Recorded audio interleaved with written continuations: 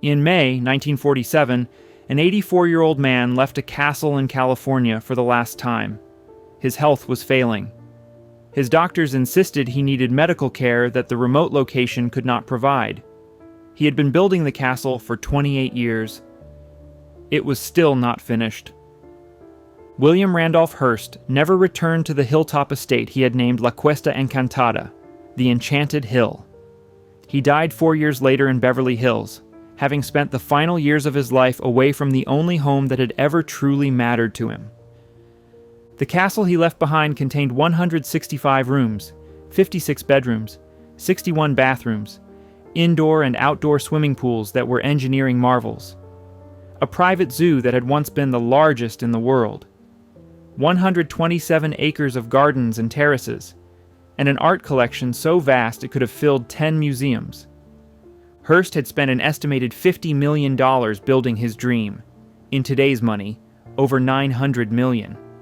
He purchased entire ceilings from European palaces and shipped them to California. He bought so much art and so many antiques that warehouses in New York and San Francisco overflowed with pieces he never even unpacked. The castle was designed by Julia Morgan, the first woman licensed as an architect in California.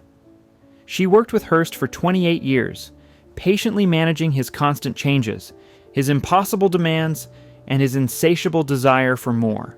More rooms, more beauty, more everything.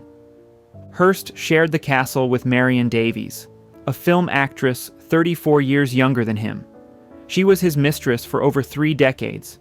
His wife refused to grant him a divorce, so Marion could never be his wife.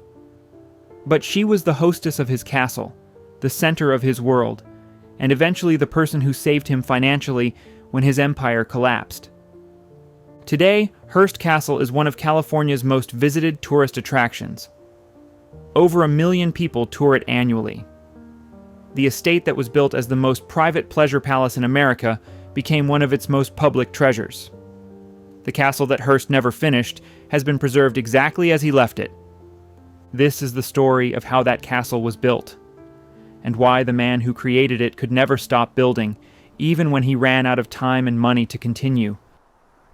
The boy who toured Europe's castles. William Randolph Hearst was born on April 29, 1863 in San Francisco, California. He was the only child of George Hearst and Phoebe Apperson Hearst.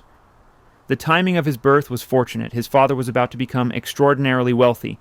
George was a mining engineer with an instinct for finding gold and silver where others saw only rock. He had arrived in California during the gold rush of 1849 with almost nothing. By the time his son was born 14 years later, George owned stakes in some of the richest mines in the American West. The Offer mine in Nevada's Comstock Lode made George his first fortune. The Homestake mine in South Dakota would make him even wealthier. By the time William was 10 years old, his father was a millionaire many times over. In an era when a comfortable middle-class income was $2,000 per year, George's mining interests generated hundreds of thousands annually. Phoebe Apperson was 19 years younger than her husband. She had married George when she was 21 and he was 40. The marriage was pragmatic more than romantic. George was often away at mining sites. Phoebe managed their San Francisco household and raised their son largely alone. But Phoebe had ambitions for William that extended far beyond San Francisco. She wanted him to see the world, to understand art and culture, to have opportunities that neither she nor her husband had experienced growing up. In 1873, when William was 10 years old, Phoebe took him on an 18-month tour of Europe. The trip changed William's life. They traveled through England, France, Germany, and Italy. They visited museums and galleries. They attended operas and concerts. And most importantly for William's future, they toured the grand estates of European nobility, medieval fortresses, Renaissance palaces, country houses where aristocratic families had lived for centuries. William was mesmerized. The scale of these buildings, the beauty of their architecture, the way they announced power and permanence. He later wrote that this journey planted a seed that would grow for the rest of his life. He wanted to build something like what he had seen, something that would last for centuries, something that would make people stop and stare. The palaces William saw were centuries old. They had been built by families with inherited titles and land that stretched back generations. William had no title. His father had started with nothing. But America in the late 19th century offered something the Old World did not: the possibility that wealth alone could buy what aristocracy provided across the Atlantic: position, respect, legacy. William returned to San Francisco changed by what he had seen. He was still a child, but he had developed tastes that would never leave him. He collected things obsessively even as a boy: stamps, coins, books, art prints. His mother encouraged this. She believed that appreciation for beauty was a mark of civilization. George continued expanding his mining interests throughout the 1870s and 80s. By 1886, he had accumulated enough wealth and political connections to be appointed as a United States Senator from California. He was elected to a full term in 1887. William was sent east to preparatory school and then to Harvard University.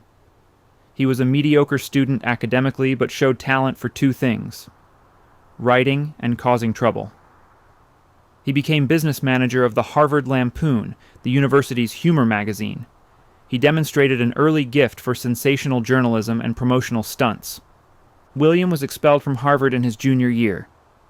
The exact reasons are disputed, but the most popular story involves him sending chamber pots to his professors, with their names inscribed on the inside. Whether true or apocryphal, the story captures something essential about William's personality. He had no respect for authority and enjoyed shocking people. After Harvard, William returned to San Francisco. His father had purchased a failing newspaper called the San Francisco Examiner in 1880 to settle a gambling debt. George viewed the paper as worthless. William saw it as an opportunity. In 1887, at age 23, William convinced his father to let him take over the Examiner. George reluctantly agreed. He told his son he was wasting his time on something that would never make money. William promised to prove him wrong. William threw himself into newspaper work with manic energy. He hired talented writers. He invested in better printing equipment. He pioneered sensational headlines and lurid stories that grabbed attention. Crime, scandal, corruption, human interest stories told with emotional impact rather than dry facts. The Examiner's circulation exploded.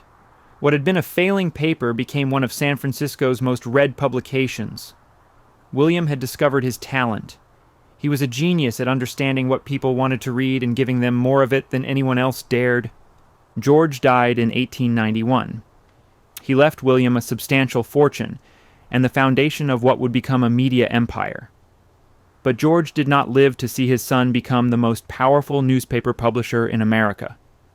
That transformation would take another decade. William's mother, Phoebe, outlived George by 28 years. She became one of America's most prominent philanthropists, supporting education and women's causes.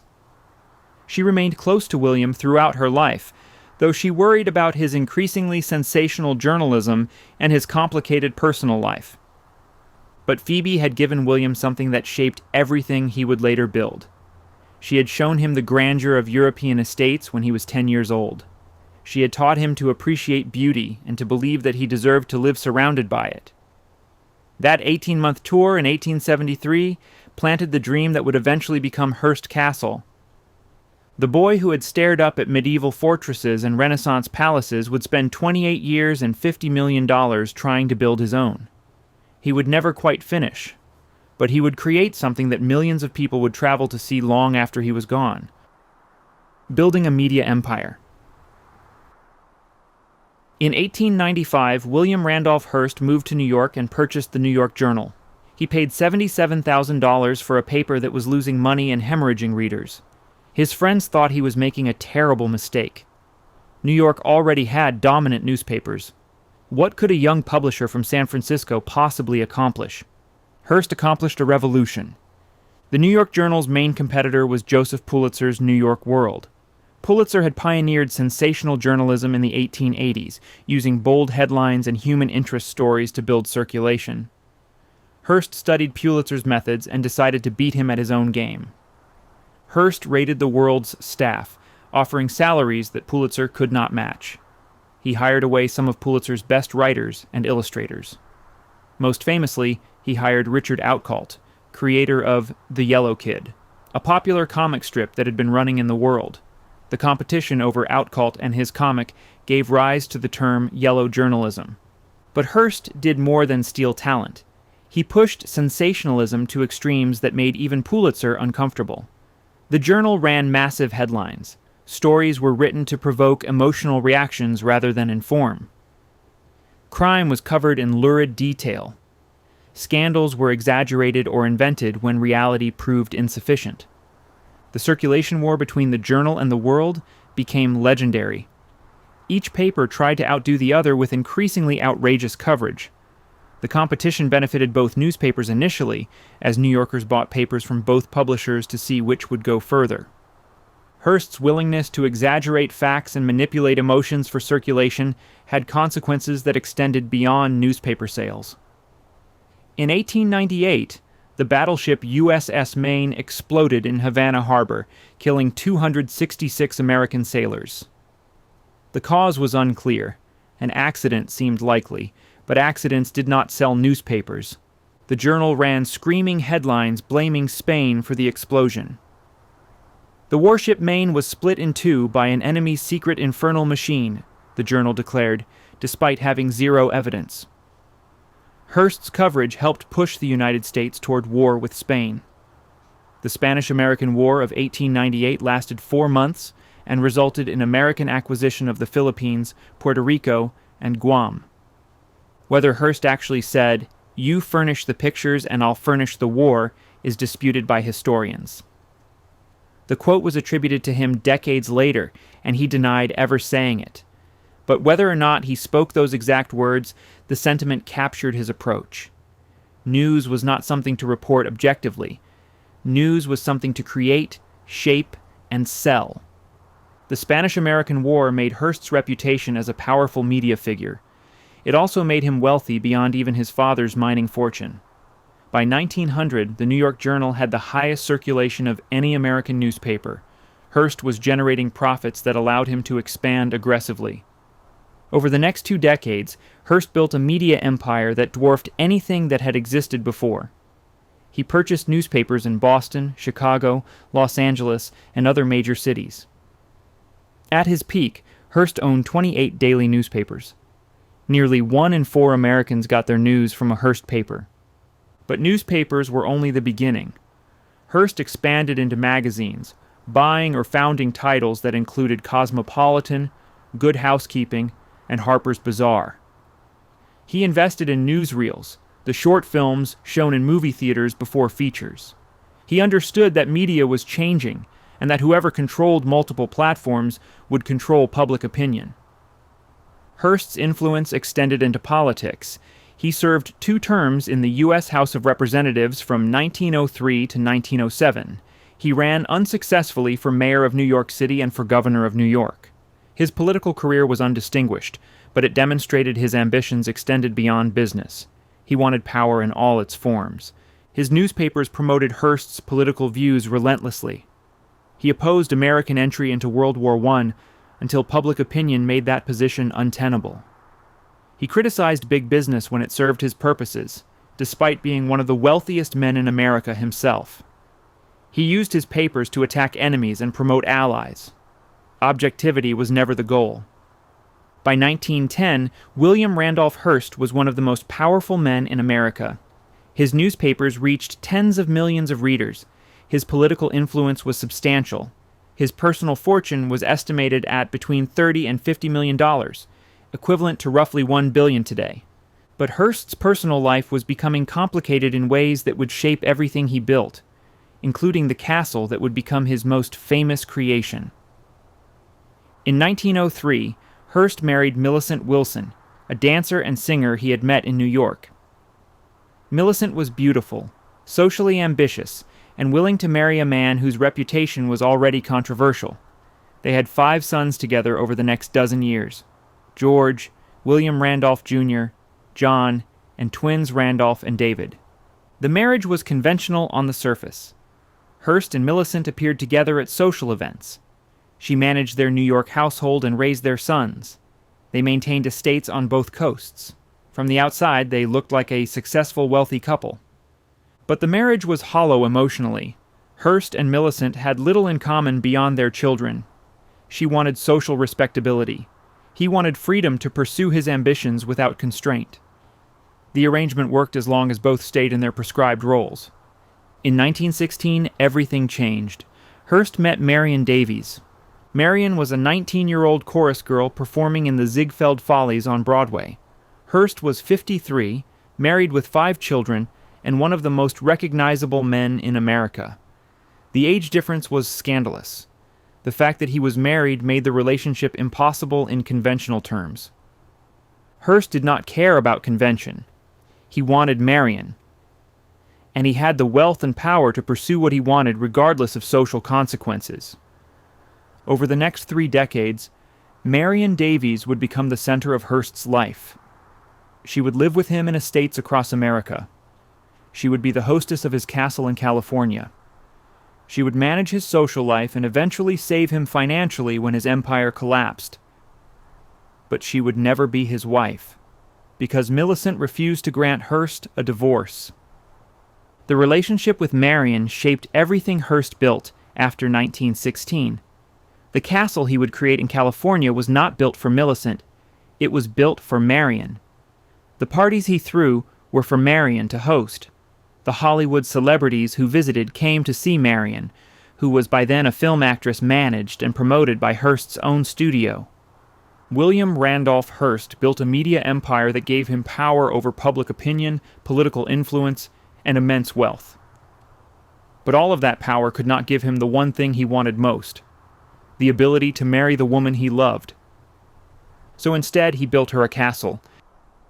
The Chorus Girl and the Married Mogul. Marion Cecilia Duras was born on January 3, 1897, in Brooklyn, New York. She was the youngest of 5 children born to Bernard Duras, a lawyer and judge, and Rose Riley. The family was middle class, connected, but not wealthy. Marion grew up near Prospect Park, in a neighborhood where ambition mattered more than inheritance.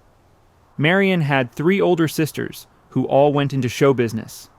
They changed their surname from Duras to Davies after spotting the name on a real estate sign in their neighborhood.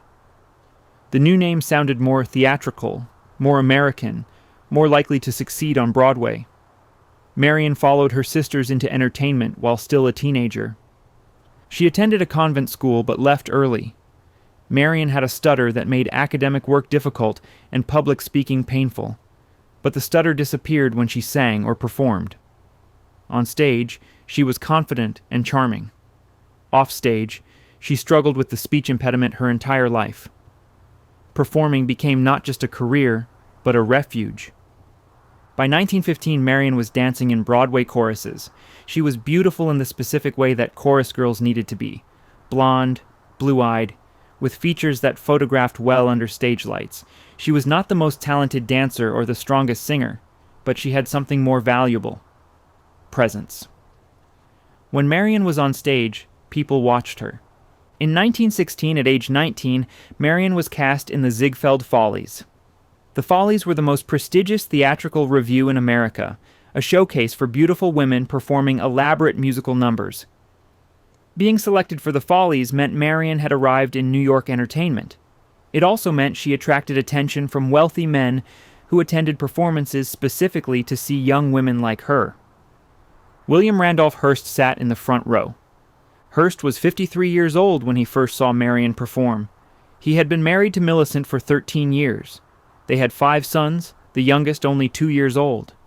His newspapers were attacking political enemies and promoting his views to millions of readers daily. He was one of the most powerful men in America, and he became obsessed with a 19-year-old chorus girl. Marion later recalled that Hearst attended the Follies every night for 8 weeks. He always sat in the front row. He sent flowers and gifts to Marion and other girls in the cast: small silver boxes, gloves, candy. Marion was terrified of him initially. The other dancers warned her, "He's a wolf in sheep's clothing. Look out for him." Hearst never approached Marion directly at first. Instead, he arranged for a photographer to invite her to a studio for a portrait session. The photographer worked for Hearst, though Marion did not know that. She was photographed in elaborate costumes, a Japanese geisha, a virginal bride. The photos were exquisite. They appeared in Hearst publications. Marion's face became familiar to readers before she knew why. The courtship, if it can be called that, was calculated and manipulative. Hearst had resources that a teenage chorus girl could not resist. He offered her a film career. He promised to make her a star. He provided money that her family needed. And eventually he offered something more dangerous. Love, or at least the appearance of it. By 1917, Marion and Hearst were involved romantically. She was 20. He was 54. The relationship was not secret exactly, but it was not acknowledged publicly either. Hearst was still married. Millicent lived in New York with their sons. Marion lived separately but saw Hearst constantly. In 1918, Hearst founded Cosmopolitan Pictures specifically to produce films starring Marion Davies. She signed an exclusive contract at $500 per week, an enormous salary for a young actress with minimal film experience. The contract effectively made Marion Hearst's property. He controlled what films she made, how she was promoted, and what her public image would be. Marion's first film for Cosmopolitan was Cecilia of the Pink Roses in 1918. It was not successful critically or commercially. Marion's acting was stiff. Her beauty translated to film, but her personality did not. She needed practice and better direction. Hearst was undeterred. He had purchased newspapers to promote his political views. He would use them to promote Marion's career. Hearst's newspapers gave Marion's films publicity that other actresses could only dream of. Reviews were always positive, regardless of the film's actual quality. Photos of Marion appeared constantly in Hearst publications. Readers across America saw her face so frequently that many assumed she was already a major star. The publicity created the reality. By the early 1920s, Marion Davies was famous because Hearst newspapers said she was. But there was a problem with Hearst's management of Marion's career. He was a Victorian man controlling a modern woman's image. Hearst insisted that Marion only play virtuous, innocent characters, romantic comedies, historical dramas, nothing that suggested she was the kind of woman who would live openly as a married man's mistress. Marion was actually gifted at comedy. She was naturally funny, with excellent timing for physical humor and a talent for impersonation. She could mimic other actresses and celebrities flawlessly. At parties, she entertained guests with dead-on impressions. But Hearst rarely let her make comedies. He wanted her to be taken seriously, to be respectable on screen even if their relationship off-screen violated every convention of respectability. The few comedic films Marion made were her best work. Show People, in 1928, showcased her real talents. Critics praised her performance. But Hearst's insistence on controlling her image limited how good her career could actually become. He was building a showcase for Marion that constrained rather than liberated her abilities. The relationship between Marion and Millicent Hearst existed in a strange parallel structure. Millicent remained Hearst's legal wife. She lived in their New York mansion on Riverside Drive. She raised their 5 sons.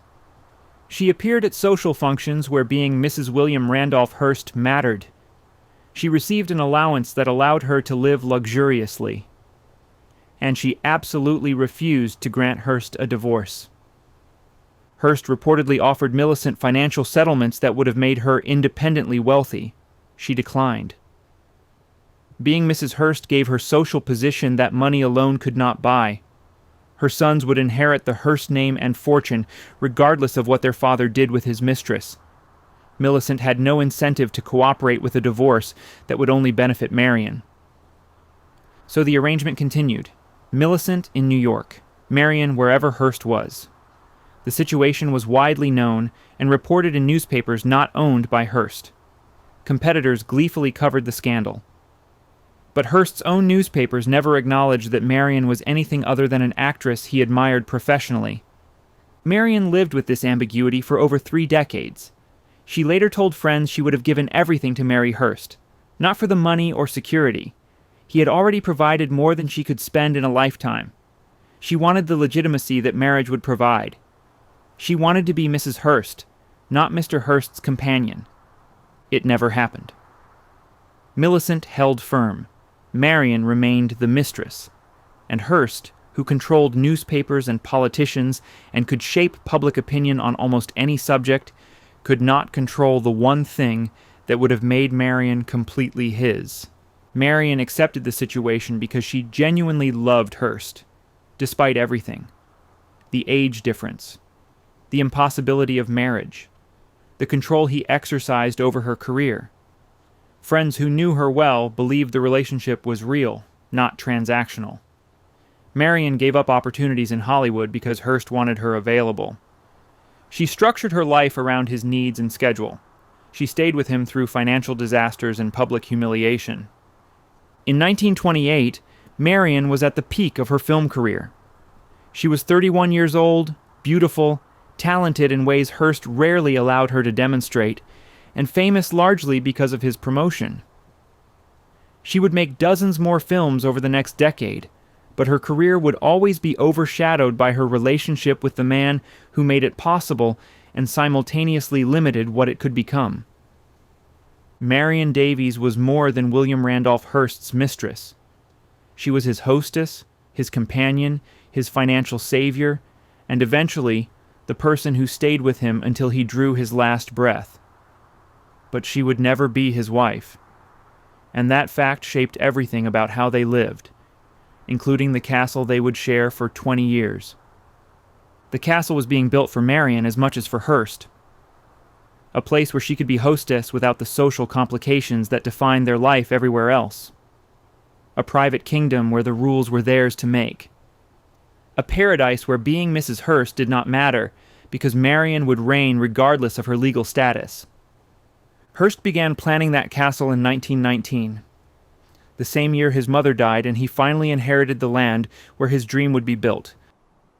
1919, inheriting the ranch. Phoebe Apperson Hearst died on April 13, 1919, during the influenza epidemic that killed millions worldwide. She was 76 years old.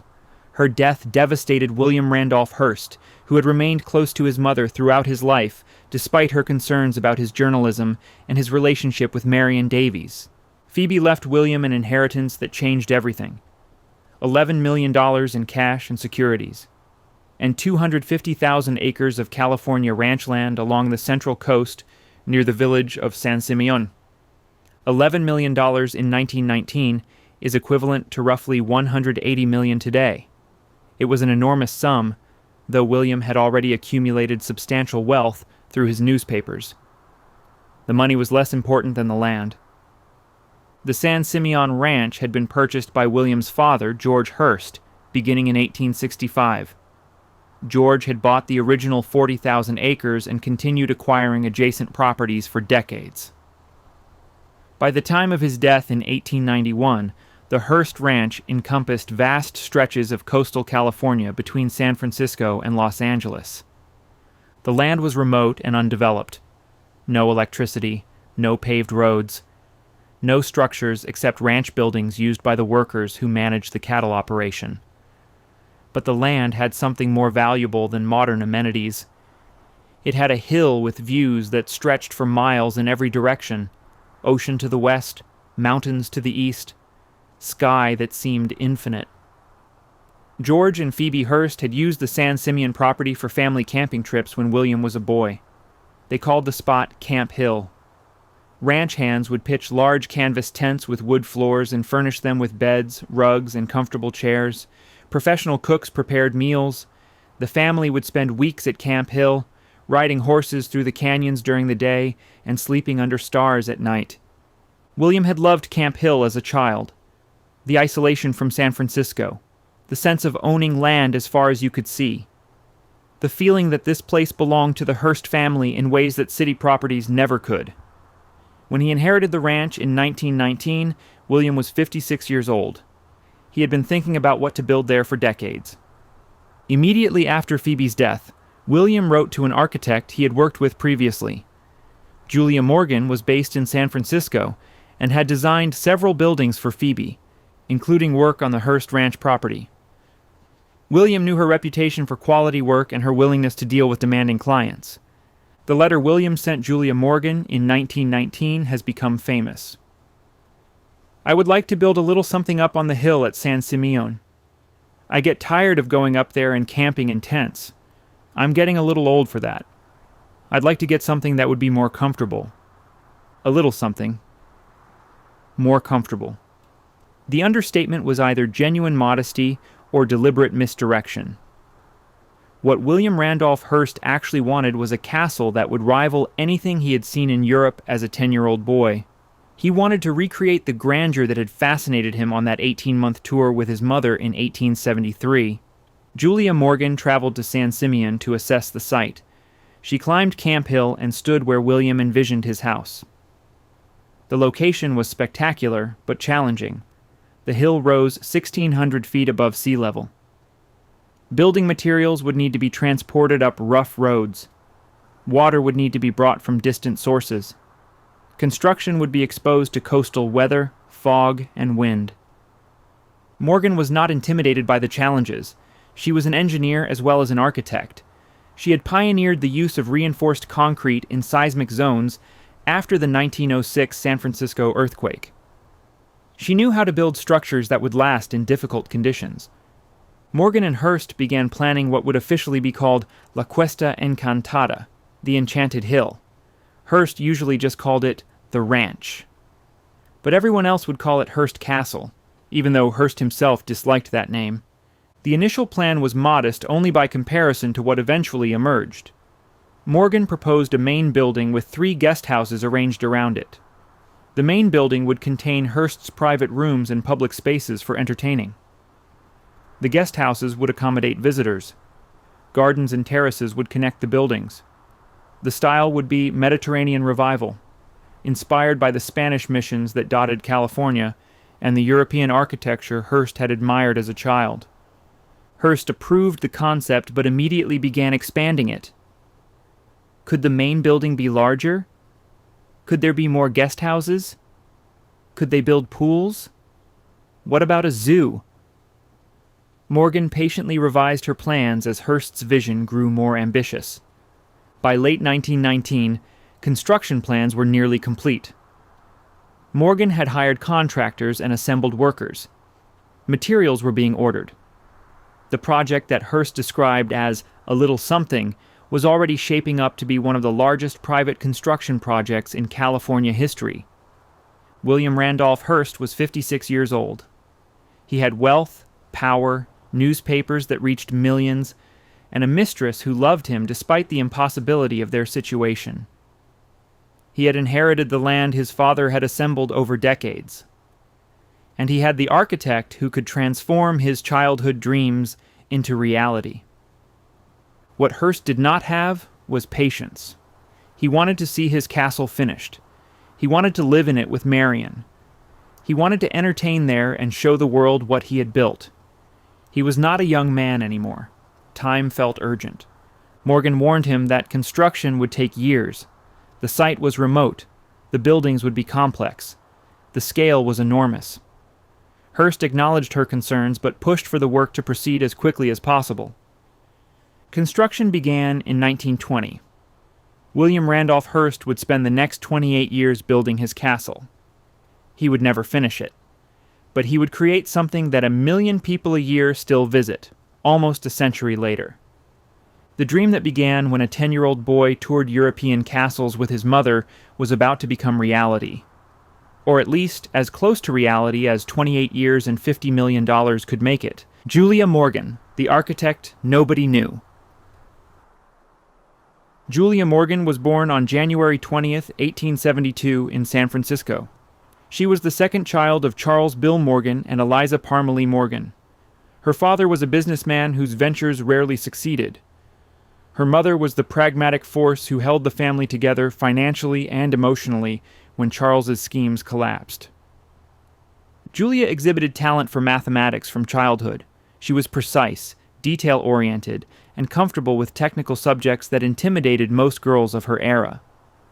Her family encouraged her education in ways that were unusual for the 1870s and 80s. They believed intelligence should be developed regardless of gender. After graduating from Oakland High School in 1890, Julia enrolled at the University of California at Berkeley. She chose to study civil engineering. The decision was radical. Engineering was considered entirely inappropriate for women. Physical work, construction sites, male-dominated professions where a woman's presence would be unwelcome at best. Julia was the only woman in Berkeley's engineering program. She graduated in 1894 with a degree in civil engineering. Her classmates had treated her with mixture of curiosity and skepticism. Her professors recognized her abilities, but doubted she would find work in her field. While at Berkeley, Julia had taken architecture courses and developed a passion for building design. One of her instructors was Bernard Maybeck, an architect who had studied at the École des Beaux-Arts in Paris. Maybeck recognized Julia's exceptional talent and encouraged her to pursue architecture formally. The École des Beaux-Arts was the most prestigious architecture school in the world. Located in Paris, it trained the architects who designed Europe's grandest buildings. The school had never admitted a woman. Maybeck told Julia she should be the first. In 1896, Julia traveled to Paris and applied to the École. The school refused her application, not because she was unqualified, because she was female. The École's regulations did not explicitly forbid women, but the administration had never considered the possibility of admitting one. Julia waited in Paris for 2 years while the École debated what to do about her application. She studied French. She took courses at other institutions. She prepared architectural drawings to demonstrate her abilities, and she refused to leave until the École made a decision. In 1898, the École des Beaux-Arts admitted Julia Morgan to its architecture program. She was the first woman ever accepted. The school's decision was grudging, not celebratory. Julia was tolerated rather than welcomed, but she was admitted, and that was sufficient. Julia spent the next 4 years in Paris studying architecture. The Beaux-Arts curriculum was rigorous and competitive. Students worked in ateliers, design studios led by master architects. Projects were judged in open competitions. Public criticism was harsh. Students who could not handle the pressure dropped out. Julia thrived. Her engineering background gave her technical knowledge that many architecture students lacked. She understood structures, materials, and the mathematics that made buildings stand. Her designs were practical as well as beautiful. She graduated with a certificate in architecture in 1902, the first woman to complete the École's program. Returning to San Francisco, Julia faced the problem that her Berkeley professors had predicted. Who would hire a female architect? Construction was a male world. Contractors did not want to take orders from women. Clients assumed women could not understand the technical requirements of serious buildings. Julia was fortunate that one person believed in her abilities. Phoebe Apperson Hearst, William Randolph Hearst's mother, had met Julia in Paris during her studies. Phoebe was impressed by Julia's intelligence and determination. When Julia returned to California, Phoebe hired her for several projects. Julia worked for architect John Galen Howard for several years, contributing to the master plan for the University of California campus. Howard paid her almost nothing, telling colleagues he could hire her cheaply, as it is a woman. Julia accepted the low salary because she needed experience and professional connections more than money. In 1904, Julia Morgan became the first woman licensed as an architect in California. She opened her own office in San Francisco, working from a small space where staff knew her as J.M. She deliberately avoided emphasizing her gender in professional contexts, knowing that many potential clients would dismiss a female architect without seeing her work. The 1906 San Francisco earthquake and fire changed Julia's career trajectory. Most of the city was destroyed. Buildings collapsed or burned. Architects and engineers were desperately needed to rebuild. Julia's work during the reconstruction established her reputation. 2 of Julia's buildings survived the earthquake with minimal damage. The bell tower and library at Mills College in Oakland remained structurally sound while buildings around them failed. The survival was not accidental. Julia had pioneered the use of reinforced concrete in ways that provided superior earthquake resistance. When both Mills College buildings survived intact, Julia Morgan was catapulted into the upper ranks of Bay Area architects. Suddenly, being a woman was less important than being the architect whose buildings did not collapse during earthquakes. Clients who would have dismissed her before the earthquake now sought her out. Julia's practice grew rapidly after 1906. She designed homes for wealthy families in the Berkeley and Oakland Hills. She designed buildings for the Young Women's Christian Association, beginning a professional relationship with the YWCA that would last decades. She designed churches, schools, commercial buildings, and institutional structures. Phoebe Hearst remained one of Julia's most important clients. Phoebe commissioned Julia to remodel her Pleasanton estate, Hacienda del Pozo de Verona. The work brought Julia into closer contact with the Hearst family and demonstrated her ability to handle large, complex residential projects. In 1913, Phoebe recommended Julia to design the Asilomar Conference Grounds in Pacific Grove near Monterey. The project was for the YWCA and required multiple buildings arranged across over 100 acres of coastal property. Julia designed structures that blended with the natural landscape, using local materials and arts and crafts styling that emphasized simplicity and functionality. Asilomar established Julia's reputation for designing buildings that worked, not just architecturally, but practically. Her structures were beautiful, but also livable. Rooms were shaped for specific activities. Circulation made sense. Details were carefully considered. Julia designed from the inside out, thinking about how people would actually use spaces rather than imposing grand concepts that looked impressive in drawings but failed in reality. By 1919, Julia Morgan had designed hundreds of buildings. She employed a staff of architects and draftsmen in her San Francisco office on the 13th floor of the Merchants Exchange building. Her practice was successful and her reputation was secure. She was 47 years old, unmarried, and completely devoted to her work. When William Randolph Hearst contacted Julia about building a little something at San Simeon, she had no illusions about what the project would require. Hearst was demanding, changeable, and had unlimited ambitions. The site was remote and challenging. The work would consume years. Julia accepted the commission anyway, partly because the Hearst family had supported her career from the beginning, partly because the challenge interested her, and partly because building a castle on a hilltop overlooking the Pacific Ocean was the kind of project that came once in an architect's lifetime. Julia Morgan would work on Hearst Castle for 28 years. The project would become the most famous work of her career, overshadowing everything else she designed. It would consume enormous amounts of her time and test her patience repeatedly. And it would remain unfinished when Hearst finally left in 1947. But in 1919, Julia could not know any of that.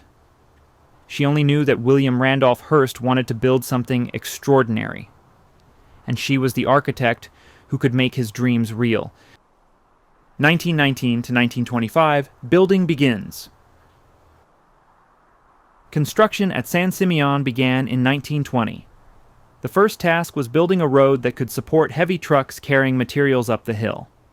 The existing ranch roads were dirt tracks suitable for horses but useless for construction equipment. Julia Morgan designed a road that wound up the hillside in a series of switchbacks, gaining elevation gradually enough that loaded trucks could make the climb. Water was the second critical problem. Camp Hill had no natural water source. Morgan arranged for pipes to bring water from mountain springs miles away. The water system had to provide enough supply not just for construction, but for the eventual estate, including gardens, pools, and dozens of residents and guests.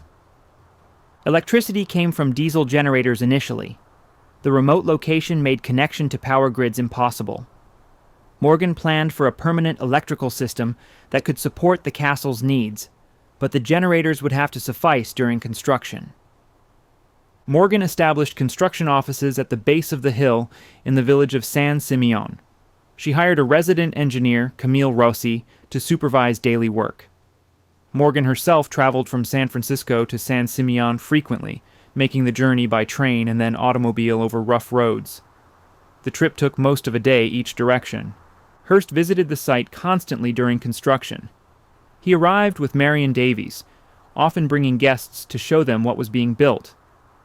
Hearst would walk the site with Morgan, suggesting changes, adding features, reconsidering decisions made weeks earlier. Morgan learned to be patient with his constant revisions. The first buildings constructed were the 3 guest houses, Casa del Mar, Casa del Monte, and Casa del Sol. The Spanish names reflected the Mediterranean revival style Morgan had designed. Each guest house was a complete residence with bedrooms, bathrooms, sitting rooms, and private terraces.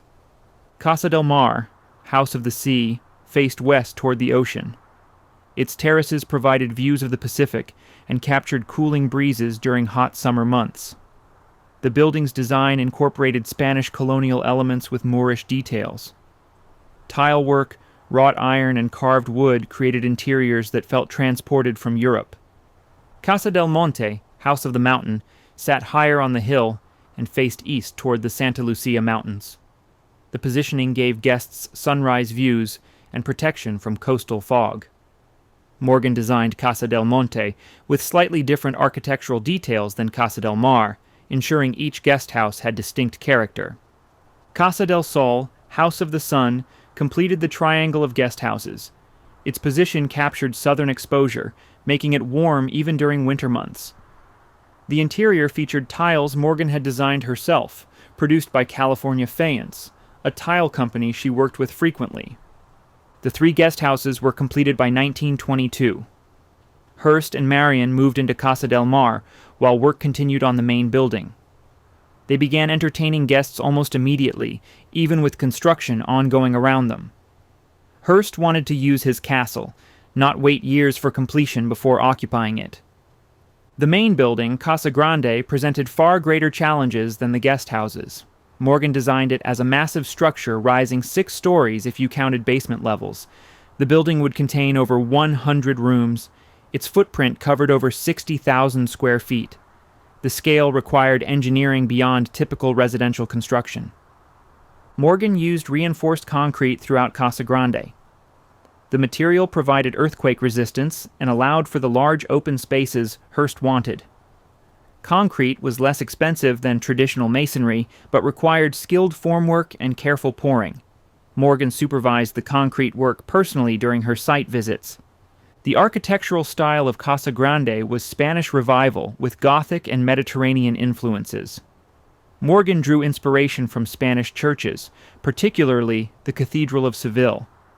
The facade featured twin bell towers that would become the castle's most recognizable feature. The towers were not merely decorative.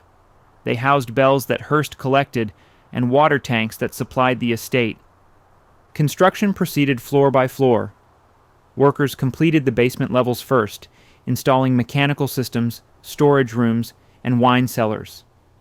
The ground floor followed, with grand public rooms for entertaining. Upper floors contained bedrooms and private spaces. Hearst changed the plans constantly.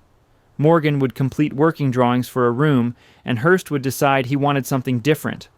Larger windows, different ceiling height. A fireplace moved to the opposite wall. Each change required new drawings and modified construction. Morgan employed a patience that bordered on saintly. She would revise drawings without complaint, explaining to contractors how to modify work already underway. She understood that Hearst's changes came from genuine desire to improve the buildings, not capriciousness. He was building his dream, and dreams evolve. By 1925, Casa Grande's exterior was largely complete.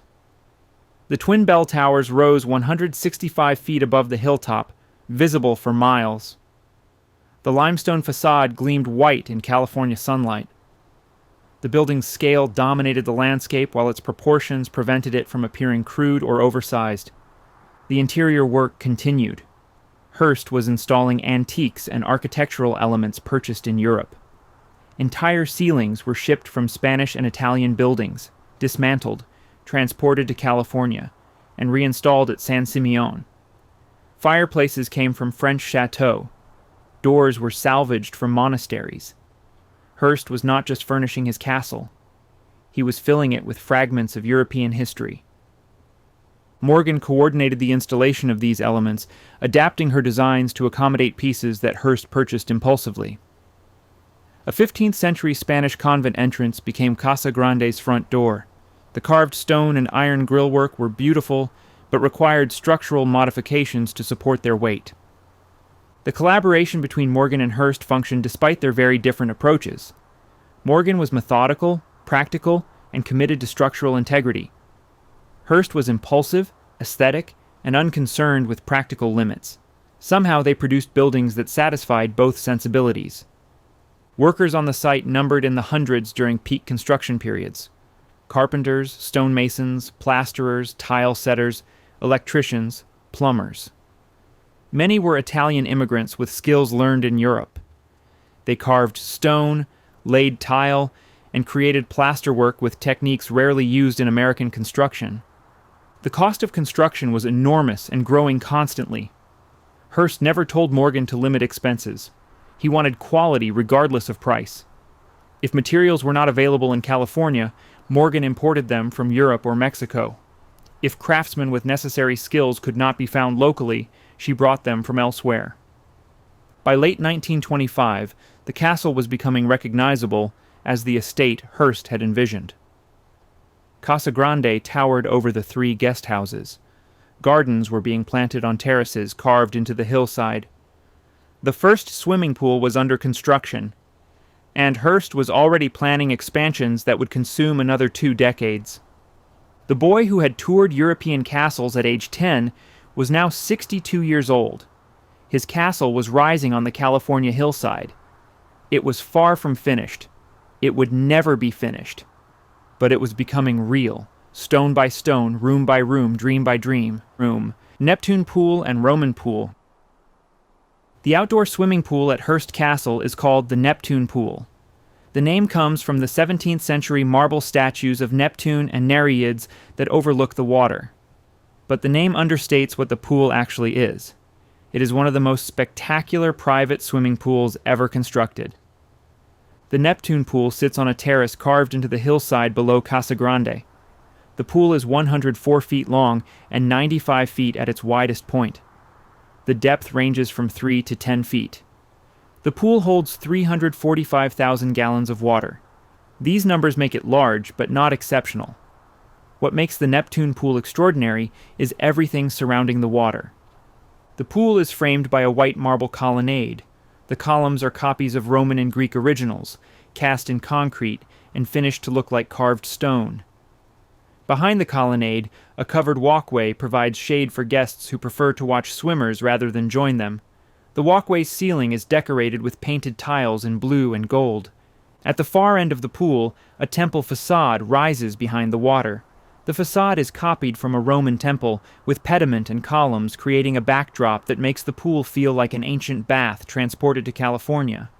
4 Italian marble relief sculptures decorate the sides of the colonnade, depicting classical scenes.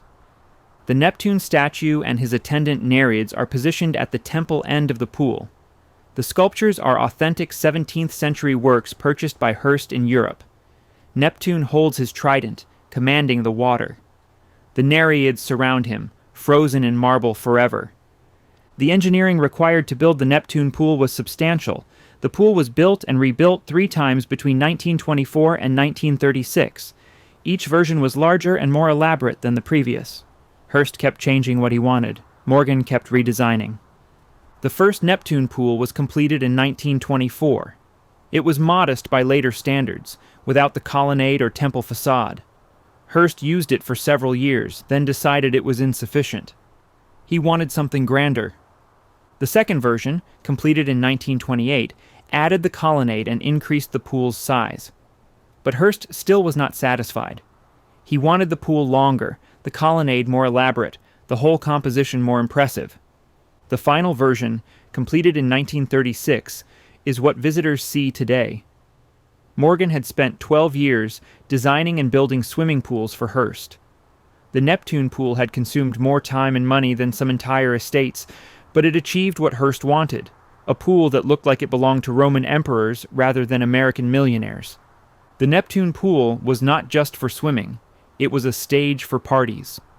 Hearst and Marion hosted hundreds of guests at poolside gatherings during the 1920s and 30s. Hollywood celebrities swam in the Neptune pool: Charlie Chaplin, Cary Grant, Clark Gable, Jean Harlow.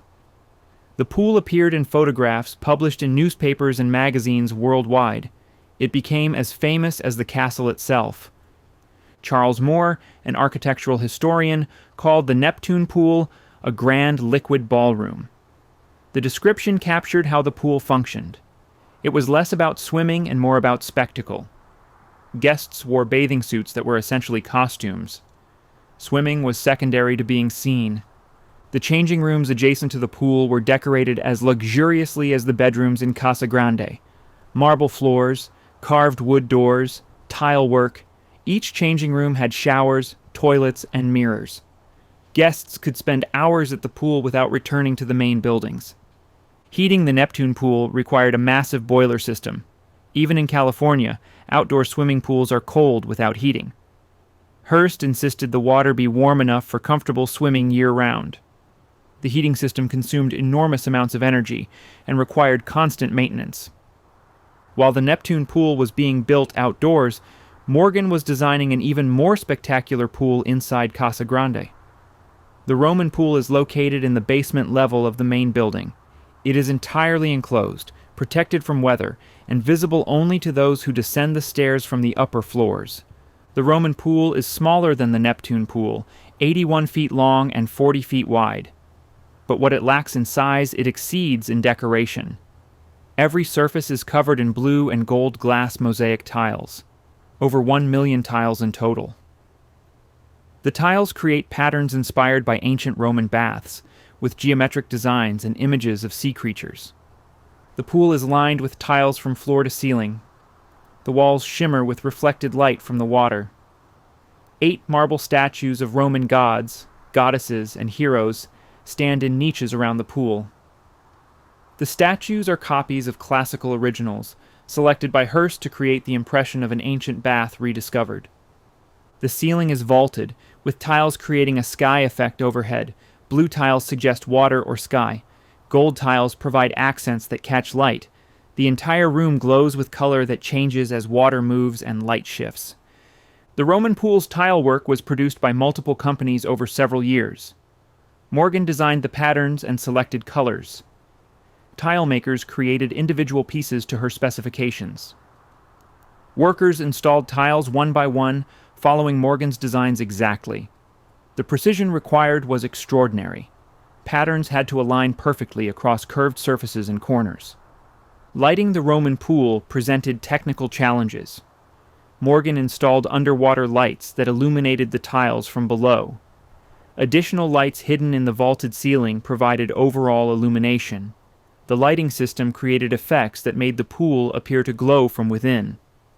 Both pools required filtering systems to keep water clean.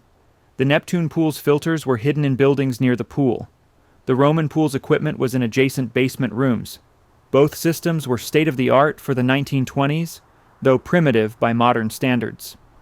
Maintaining the pools required full-time staff. Water chemistry had to be monitored constantly. Tiles needed cleaning.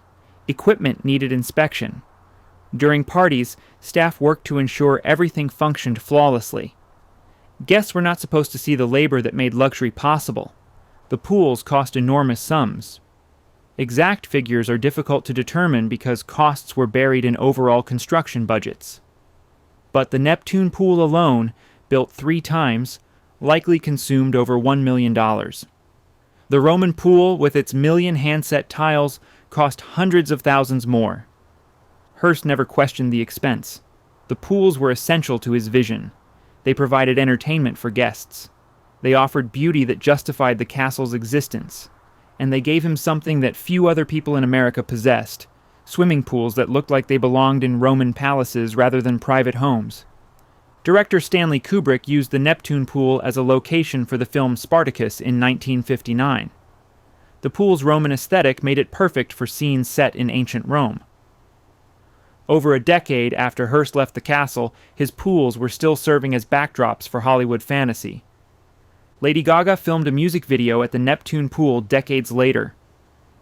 The pool has appeared in countless photographs and films. It remains one of the most recognizable swimming pools in the world, not because of its size, but because of the vision that created it and the architect who made that vision real through 12 years of patient work.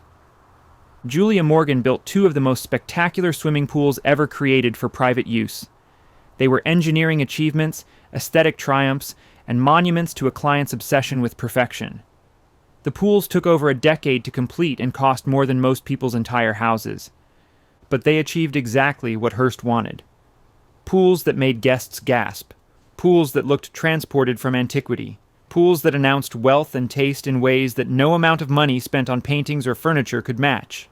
The Neptune pool and Roman pool were not just places to swim, they were statements.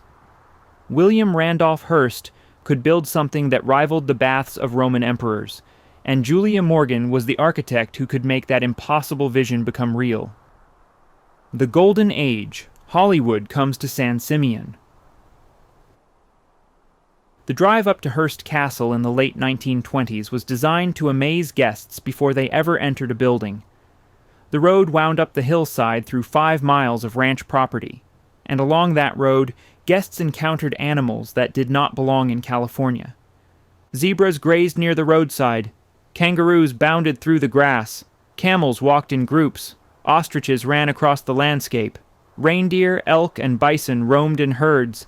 Guests arriving from Los Angeles by train and then automobile would see these exotic animals and realize they were entering a world governed by different rules than ordinary reality.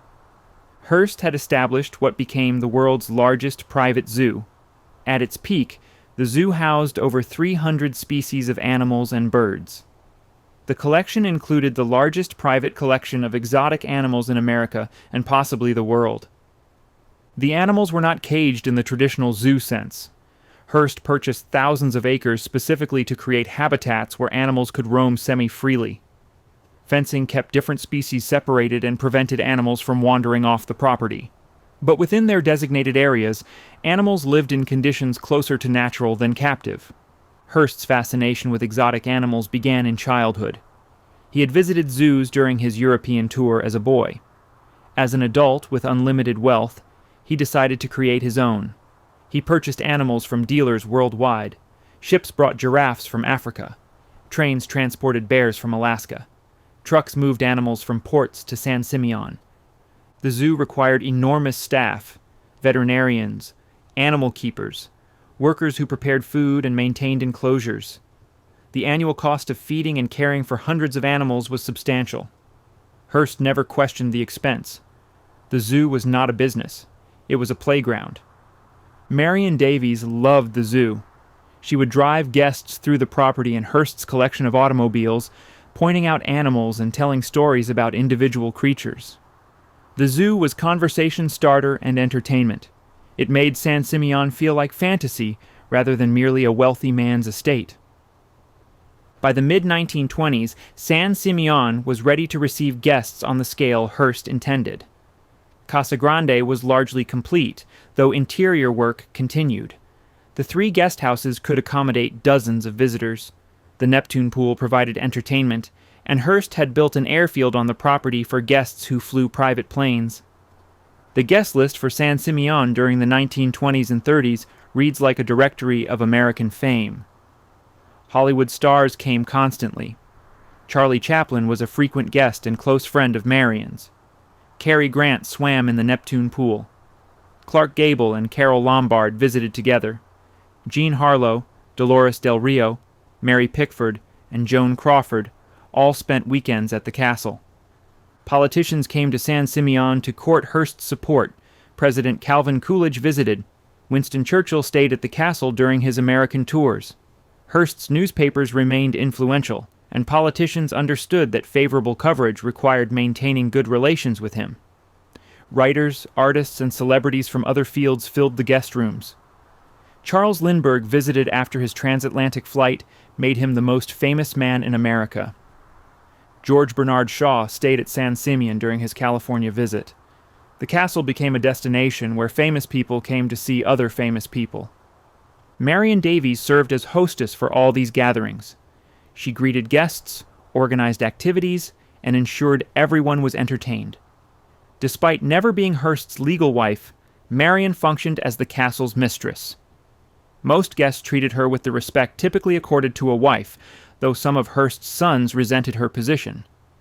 Hearst established rules for his guests that reflected his Victorian sensibilities, despite his own unconventional living arrangement.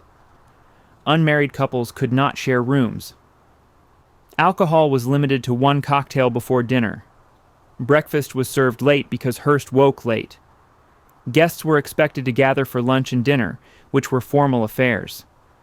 The one cocktail rule was specifically aimed at controlling Marian's drinking. Marian had developed a drinking problem that worsened throughout the 1920s and 30s. Hearst tried to limit her alcohol consumption by restricting supply. It did not work. Guests smuggled bottles to their rooms. Marian found ways to drink regardless of Hearst's rules. The drinking became serious enough that Marian would sometimes disappear during parties, too intoxicated to host. Hearst would make excuses for her absence. Guests who knew the truth remained discreet. The fiction that Marian was simply tired or unwell was maintained publicly. Despite these problems, the parties at San Simeon during the Golden Age were legendary. Hearst would organize costume parties with elaborate themes. Guests came dressed as historical figures or characters from literature. The castle's grand rooms provided perfect settings for these events. The assembly room, with its Renaissance tapestries and carved ceiling, could accommodate over 200 people. Dinner in the refectory, Casa Grande's main dining hall, seated up to 40 guests at a single table. The room was decorated with 16th century choir stalls from a Spanish monastery and silk banners that hung from the ceiling. Guests ate from Hearst's collection of antique silver and china, while surrounded by art worth millions. The menu at San Simeon was surprisingly simple despite the formal setting. Hearst preferred American comfort food, hamburgers, hot dogs, fried chicken. The disconnect between the Renaissance surroundings and the menu became a running joke among guests. You ate like you were at a roadside diner while sitting in a room that looked like a medieval castle. After dinner, guests gathered in the theater for movie screenings. Hearst had built a private theater that seated 50 people. He received films before general release because of his Hollywood connections and Marian's career. Guests watched movies that would not premiere publicly for weeks or months. Marian often appeared on screen in her own films, creating the surreal experience of watching her act while she sat nearby watching herself. Hearst controlled the guest experience completely. He decided who was invited. He established the schedule. He determined what activities were available. Guests had freedom within boundaries he set, but the boundaries were real. This was Hearst's kingdom, and he was absolutely its ruler. Some guests found the control oppressive. Writers who visited described feeling trapped by the schedule and rules, but most guests adapted happily. Being invited to San Simeon was a privilege. Complaining about your host's eccentricities seemed ungrateful when you were staying in a castle overlooking the Pacific Ocean. The Golden Age of San Simeon lasted roughly from 1925 to 1937, 12 years when the castle functioned as Hearst intended, a gathering place for the famous and powerful, a showcase for Hearst's art collection and architectural vision, a stage where Marian could shine as hostess despite never having the legal status of wife. The depression that began in 1929 did not immediately affect life at San Simeon. Hearst's newspapers continued generating revenue. His wealth seemed secure. The parties continued. The guests still came. The illusion of permanence remained intact, but the Golden Age was ending, though Hearst did not yet realize it. The depression would eventually devastate his finances. Marian's drinking would worsen. Hearst's health would begin declining, and a movie about a newspaper tycoon would destroy Marian's reputation and cast a shadow over everything they had built together. But in the late 1920s, none of that had happened yet. Zebras still roamed the hillsides. Hollywood stars still swam in the Neptune pool. And William Randolph Hearst still believed his castle would stand forever as a monument to his success. The dream seemed real. The dream seemed permanent. The dream seemed complete. It was none of those things. But for a brief golden moment, it was magnificent. 165 rooms of obsession. Casa Grande contained 115 rooms when construction was substantially complete in the late 1920s. The number varied slightly depending on how rooms were counted. Were closets included? Bathrooms? Service spaces? But 115 was the commonly accepted figure for the main building alone. Adding the 3 guest houses brought the total to 165 rooms across the entire hilltop estate. The number became shorthand for the castle's scale, though it failed to capture what those rooms actually contained. The assembly room was the heart of Casa Grande. This was where guests gathered before dinner and after movie screenings. The room was designed to impress immediately and continuously. 60 feet long and 30 feet wide, with a ceiling height of over 20 feet. The scale was grand, but not overwhelming. Julia Morgan had calculated proportions that made the room feel impressive without being cavernous. The ceiling was the room's most spectacular feature. Carved and gilded wood panels from a 15th century Italian palazzo. Hearst had acquired the entire ceiling, had it dismantled in Italy, shipped to California, and reinstalled at San Simeon. The panels depicted religious and mythological scenes in intricate detail. Gold leaf caught light from chandeliers and made the ceiling appear to glow. The walls were covered with 16th century Flemish tapestries depicting scenes from the life of Daniel. The tapestries had been woven for a noble family and hung in a castle for centuries before Hearst acquired them. They provided color, texture, and helped absorb sound in the large room. Without the tapestries, voices would have echoed uncomfortably. 2 massive fireplaces occupied opposite ends of the assembly room. The mantels were carved limestone, Renaissance period, salvaged from French chateaux. During winter months, fires burned in both fireplaces simultaneously. The room was so large that both fires were needed to provide adequate heating. The furniture in the assembly room was a mixture of Spanish, Italian, and French antiques from the 16th through 18th centuries. Hearst acquired pieces impulsively during buying trips abroad or through dealers who shipped catalogs to San Simeon. Many pieces were museum quality, some were merely expensive. He collected compulsively without consistent criteria beyond "I want that." One corner of the assembly room featured a hidden door in the wood paneling next to a fireplace. The door opened to reveal a private elevator that connected to Hearst's Gothic suite on the 3rd floor. He enjoyed surprising guests by appearing suddenly through the hidden door, entering rooms unannounced. The theatrical gesture reflected his personality. Everything at San Simeon was performance. The refectory served as the main dining hall. The room stretched 90 feet long and accommodated a table that could seat 40 guests. The walls were lined with choir stalls from a 16th century Spanish monastery. The stalls had been carved for monks to sit during religious services. Now they provided seating for Hollywood celebrities eating hamburgers. Silk banners hung from the refectory ceiling, creating color and visual interest in the vertical space. The banners were antique Sienese parade flags, centuries old, used originally in Italian religious processions. Hearst displayed them horizontally rather than vertically, creating a canopy effect overhead. The billiard room provided recreation space adjacent to the refectory. The room housed 2 full-size billiard tables and was decorated with Gothic tapestries depicting hunting scenes. The ceiling was another imported treasure, this one from a Spanish palace. Hearst had acquired it, dismantled it, and rebuilt it at San Simeon. The Gothic suite on the 3rd floor was Hearst's private domain. 2 bedrooms, 2 bathrooms, a sitting room, and a library. The suite was decorated in heavy Gothic style with dark wood paneling, medieval furniture, and religious art. The atmosphere was somber compared to the lighter, more colorful public rooms below. His library in the Gothic suite contained books he actually read, unlike the larger library downstairs, which was primarily decorative.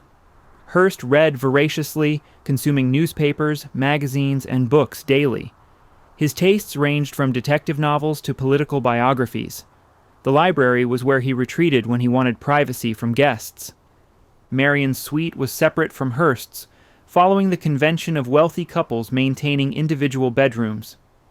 Her rooms were decorated in lighter colors with French furniture and a more feminine aesthetic than his Gothic severity. Marian's bathroom featured gold fixtures and marble surfaces. Her closets were enormous, necessary to house the wardrobe that Hearst provided for her. The Doge's suite was reserved for the most important guests. The sitting room featured walls covered in velvet fabric and an 18th-century painted ceiling originally from an Italian palazzo. The marble balcony included an elaborate loggia with carved columns. The bedroom was equally luxurious, with antique furniture and silk wall coverings. Every guest bedroom had a private bathroom, unusual for the 1920s, when even wealthy homes often had shared facilities. The bathrooms varied from simple to spectacular. Some featured plain white fixtures. Others had elaborate tile work, marble surfaces, and gold-plated hardware. The morning room on the first floor served as a casual gathering space. Smaller than the assembly room, this space had better natural light and views toward the Pacific. Marian used this room frequently during daytime when the formal spaces felt too grand for small groups. The theater in Casa Grande's basement was more sophisticated than many commercial cinemas. 50 plush seats arranged in rows, state-of-the-art projection equipment, acoustics designed specifically for film sound. Hearst received movies before general release, so the theater showed films that could not be seen elsewhere. The kitchen was also in the basement, along with storage rooms, wine cellars, and mechanical systems. The kitchen was industrial in scale, designed to prepare meals for dozens of people simultaneously. Multiple ovens, preparation areas, and refrigeration units. A staff of cooks and kitchen workers operated the facility like a restaurant rather than a home kitchen. Wine cellars extended through multiple basement rooms. Hearst maintained an enormous wine collection despite prohibition making alcohol illegal. The law did not apply to him in his own castle. He stored thousands of bottles in temperature-controlled cellars behind locked doors. Throughout Casa Grande and the guest houses, art-covered walls and filled niches, paintings, sculptures, antique furniture. The collection was vast enough to stock multiple museums. Some pieces were masterworks, others were simply old and expensive. His collecting had become pathological by the 1920s. He acquired art faster than it could be installed. Warehouses in New York and San Francisco overflowed with crates that had been shipped from abroad but never unpacked. He bought entire rooms from demolished buildings, storing them until space became available at San Simeon. The hoarding extended beyond art, books he never read, furniture he never used, architectural elements from raised structures. His agents scoured the continent buying anything he expressed interest in. The buying was compulsive, driven by fixation rather than curatorial judgment. Julia Morgan tried to impose order on the chaos. She created storage systems and cataloged what existed, but he kept acquiring, and the volume overwhelmed any organizational system. The castle became simultaneously a residence, a museum, and a warehouse for objects that might someday find purpose. The 165 rooms contained centuries of history transplanted to California.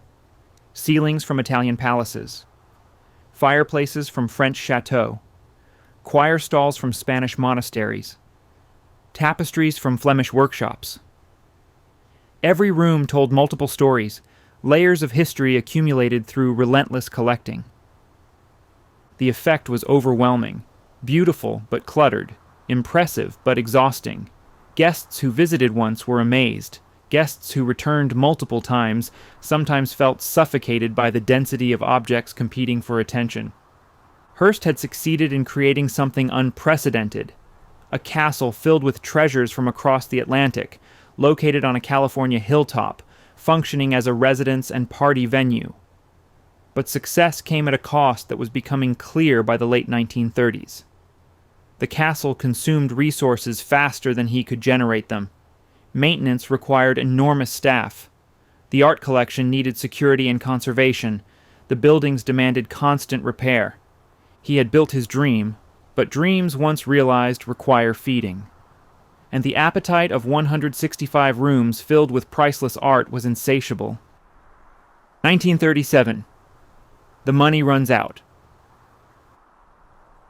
The Great Depression began with the stock market crash in October 1929. William Randolph Hearst was 66 years old. He had survived financial panics before. The crash of 1893, the downturn of 1907. His newspapers had weathered every economic storm. He assumed they would survive this one. He was wrong. What followed the 1929 crash was different. Banks failed. Businesses collapsed. Unemployment reached 25%.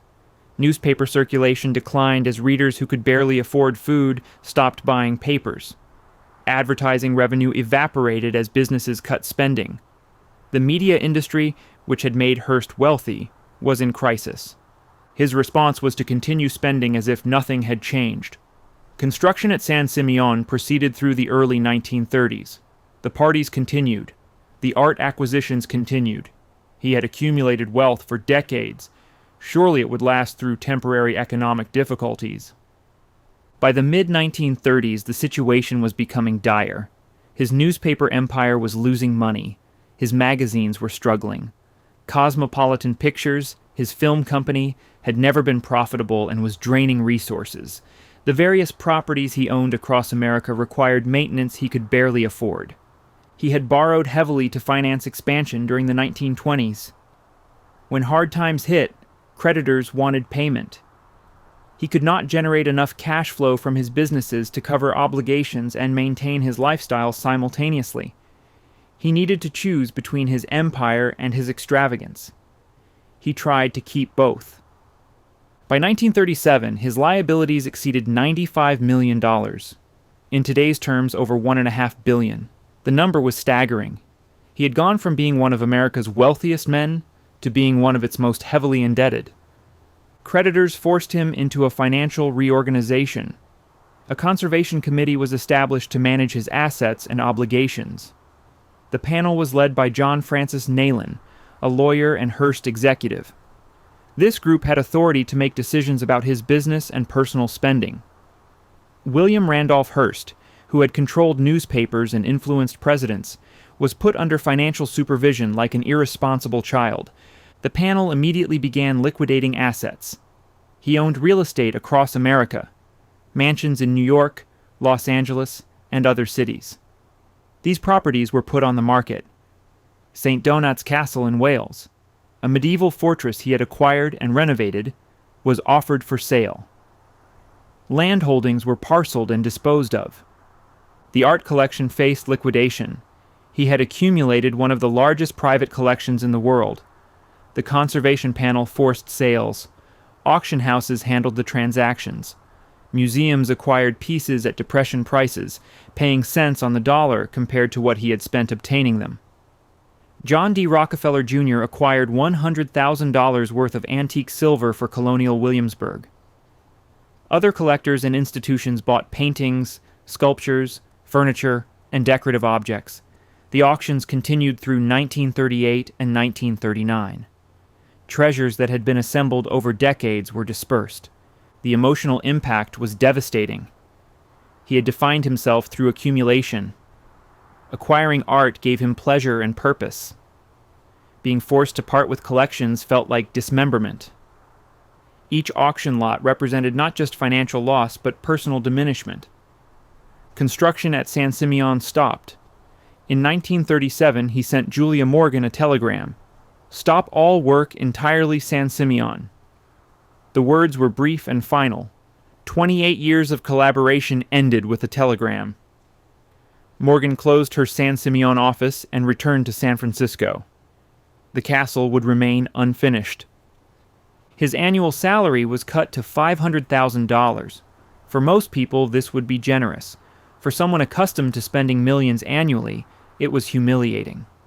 He had to pay rent to the conservation panel for living at San Simeon, his own castle on his own land, and he was a tenant.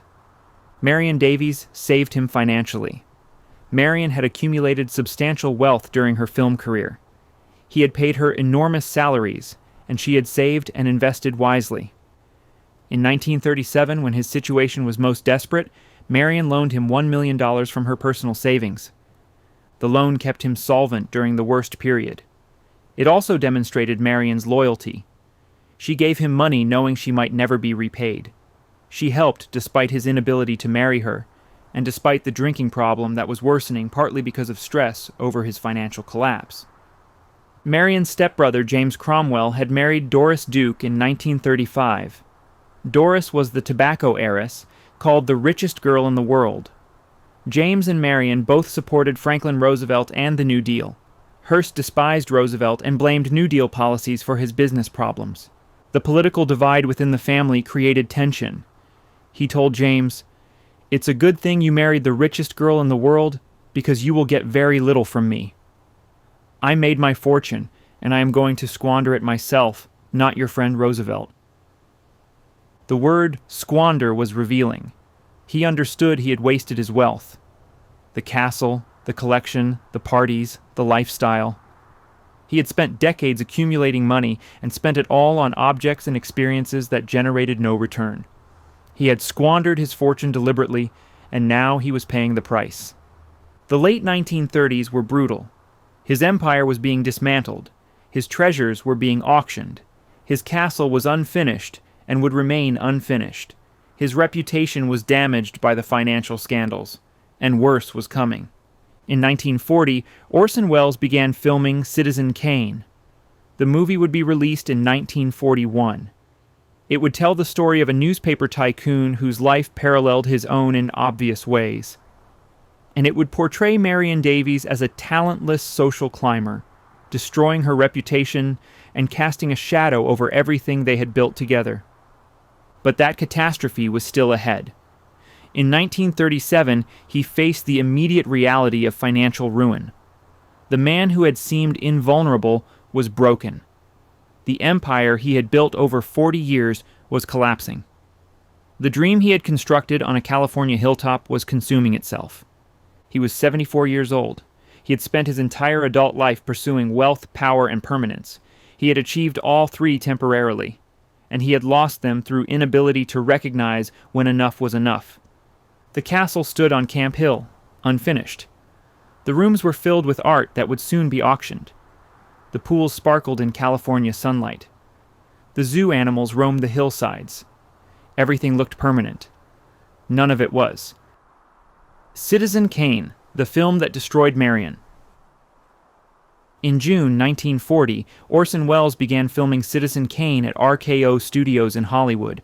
Welles was 25 years old, a radio star being given extraordinary creative control for his first film. The movie would tell the story of Charles Foster Kane, a newspaper magnate who builds an empire and loses everything that matters. The resemblance to William Randolph Hearst was deliberate. Writer Herman Mankiewicz, who co-wrote the screenplay with Welles, knew the Hearst world intimately. Mankiewicz had been a guest at San Simeon. He had observed Hearst and Marion. He had seen the castle and understood the dynamics of their relationship. Citizen Kane borrowed elements from Hearst's life liberally. Kane inherits a newspaper and builds a publishing empire. He enters politics and fails.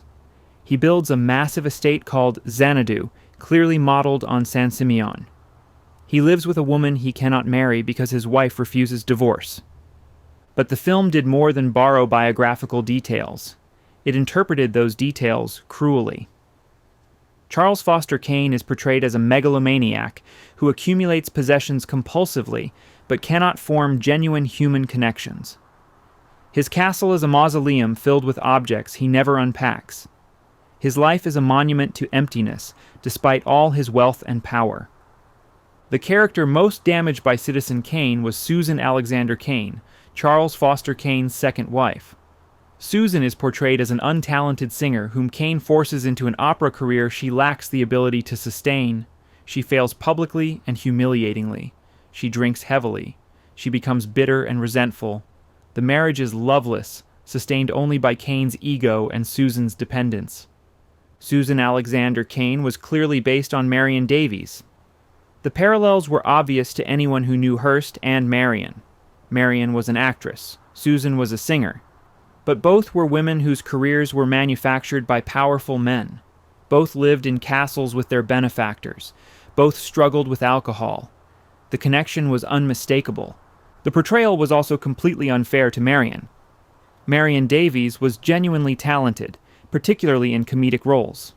Her career suffered not from lack of ability, but from Hearst's insistence on controlling her image. She was successful at the box office in the 1920s. She was respected by colleagues in Hollywood who worked with her. Susan Alexander Kane has no talent. She is portrayed as delusional about her abilities and humiliated when forced to perform publicly. The character is pathetic and somewhat contemptible. Audiences watching Citizen Kane assumed this was what Marion Davies was actually like. Hearst learned about the film during production. He attempted to stop its release. Hearst newspapers refused to run advertisements for Citizen Kane or review it. Hearst threatened RKO with lawsuits. He used his political connections to pressure the studio. Nothing worked. RKO was committed to releasing Citizen Kane despite Hearst's opposition. The studio believed the film was a masterpiece that would bring prestige. The controversy only made the film more interesting to audiences and critics.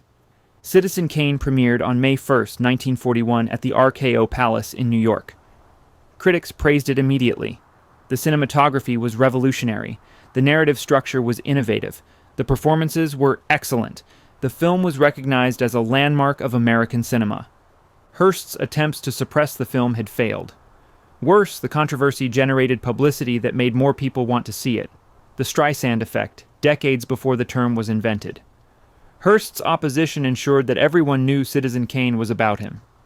Marion Davies claimed she never saw Citizen Kane. She said Hearst never watched it either. She told friends the movie did not bother her, that she had learned from Hearst to ignore criticism, but people who knew Marion understood she was devastated. The film destroyed Marion's reputation retrospectively. Younger audiences who had never seen her movies assumed Susan Alexander Kane was an accurate portrayal. Marion Davies became known as the untalented mistress of William Randolph Hearst, rather than as a successful actress in her own right. The damage extended to everything Marion and Hearst had built together. San Simeon, which had been seen as a glamorous party destination, now looked sinister through the lens of Citizen Kane. Xanadu in the film is a cold, loveless place where Kane hoards objects and Susan lives miserably. The association colored how people viewed the actual castle. Hearst's newspaper career was reinterpreted through Citizen Kane as well. Kane is portrayed as ruthless and manipulative, willing to start wars to sell papers. The film reinforced criticisms that had been made of Hearst for decades. Now those criticisms had cinematic form that reached millions of people. Orson Welles later expressed regret about the portrayal of Marion. In his foreword to Marion's posthumously published memoir, Welles wrote that Susan Alexander Kane bore no resemblance to the real Marion Davies. He called the association between Susan and Marion a dirty trick that he regretted. In later interviews, Welles said, "It seemed to me to be something of a dirty trick and still strikes me as something of a dirty trick, what we did to her." The apology came decades too late. The damage was permanent. Marion's film career was already effectively over by 1941. She had retired in 1937 at age 40. Hearst's financial problems had forced him to close Cosmopolitan Pictures. Marion's drinking had worsened. She had lost interest in performing. Citizen Kane came after her career had ended, but it poisoned how that career would be remembered. The relationship between Marion and Hearst survived Citizen Kane. She stayed with him through the humiliation and continued financial difficulties. They retreated from public life, spending more time at San Simeon in isolation, rather than entertaining constantly as they had during the Golden Age. But the film had accomplished something that Hearst's financial collapse had not. It made Hearst and Marion into cautionary figures. Their love story became a tale of delusion and waste. Their castle became a symbol of empty excess. Their lives became material for mockery rather than admiration. Citizen Kane was and remains a masterpiece of cinema. It deserved the critical praise it received. But its greatness came partly at Marion Davies' expense. She became collateral damage in Orson Welles and Herman Mankiewicz's artistic vision. Marion lived with that damage for the rest of her life. She could not escape the association with Susan Alexander Kane. Every mention of her name carried the implicit question, was she really that untalented? Was her career really manufactured entirely by Hearst's influence? The answers were no. But Citizen Kane ensured that the questions would be asked forever. The film gave Marion a kind of immortality. But it was immortality as a punchline rather than as an artist. The cruelest irony of all. 1947, Leaving Paradise. By the mid-1940s, William Randolph Hearst's health was declining rapidly. He was in his early 80s. His heart was weak. He suffered from various ailments that medicine of the era could not adequately treat. He needed medical care that was not available in the remote location of San Simeon. Marion Davies remained his constant companion. She was in her late 40s, still beautiful despite years of heavy drinking, still loyal despite everything that had happened. She managed Hearst's daily life as his physical condition deteriorated. He depended on her completely. In early May 1947, Hearst's doctors insisted he move to Los Angeles where hospitals and specialists were accessible. The decision was difficult. San Simeon was Hearst's home. He had spent 27 years building it. He had lived there with Marion for over 2 decades. Leaving felt like admitting defeat. On May 10, 1947, William Randolph Hearst and Marion Davies left San Simeon for the last time. They departed in a convoy of automobiles, taking personal belongings and staff. Hearst looked back at the castle as they descended the hillside. He knew he would never return. They moved into a house Hearst owned at 1011 North Beverly Drive in Beverly Hills. The house was large and comfortable, but nothing compared to San Simeon. It felt like exile. Hearst had built a castle and was ending his life in a suburban mansion. Construction at San Simeon had stopped permanently in 1937. The telegram to Julia Morgan, "Stop all work entirely," had been final. The castle remained unfinished. Rooms existed in various stages of completion. Projects planned but never started were abandoned. The dream Hearst had pursued for 28 years would never be realized. Julia Morgan had closed her architectural practice in 1950. She was 78 years old and in declining health. She had designed approximately 700 buildings during her 46-year career. Hearst Castle was the most famous but represented only one project among hundreds. Morgan retreated into retirement in San Francisco, living quietly and avoiding publicity. Hearst and Marion's life in Beverly Hills was subdued compared to the spectacle of San Simeon. They entertained occasionally, but nothing like the grand parties of the 1920s and 30s. Hearst's health limited his activities. Marion's drinking continued to be a problem.